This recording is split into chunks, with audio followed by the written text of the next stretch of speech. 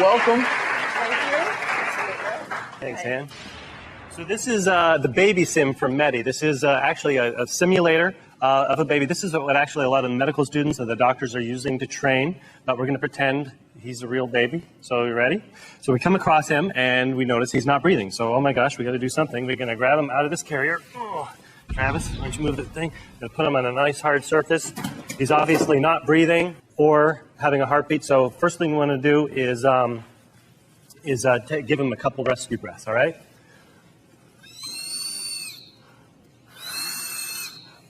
And an easy way to tell if an infant is breathing is if you get down next and don't see the chest rise, you don't feel any air against your cheek, then you know the baby isn't not breathing. Oftentimes you might take a look in his mouth, see if there's something that he's choked on. If there is something you can see, you grab it. If there isn't, you don't do a blind sweep.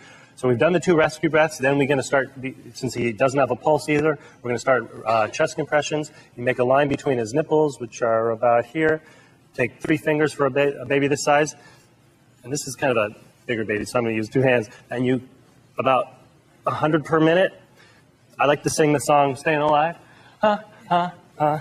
Staying alive, staying alive. Gives you a nice rhythm. You do about 30 compressions, and you give another 2 rescue breaths. For a baby this size, you probably need to plug the nose. Oh, he woke up. He started to cry and breathe, so that's good. We're going to check his pulse in his arm or his leg.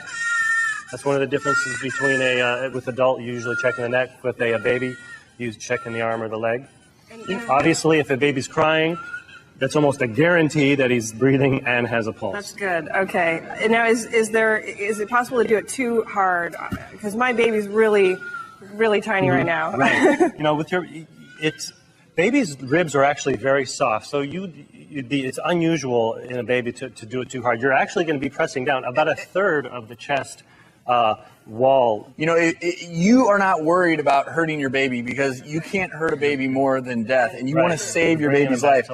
All CPR is for everyone at home is you're artificially giving breaths, filling the lungs with oxygen, and then when you press on the chest, you're sending that oxygen in the blood to the brain and other organs. The sooner you start CPR, the better chances of the baby coming back, because oftentimes it just takes a couple of breaths to get the breathing going, and then he'll come back. And in a baby, one important point is we actually recommend that you perform CPR for 1 to 2 minutes if you're by yourself before you call 911, because sometimes you can get your baby's vital signs back within a minute.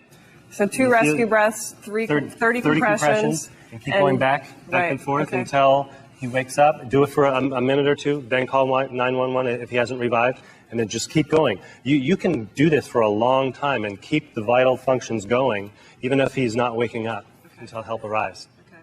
And the great thing about the simulators is great for CPR, and sometimes Jim also just wants me to hold the baby just to practice.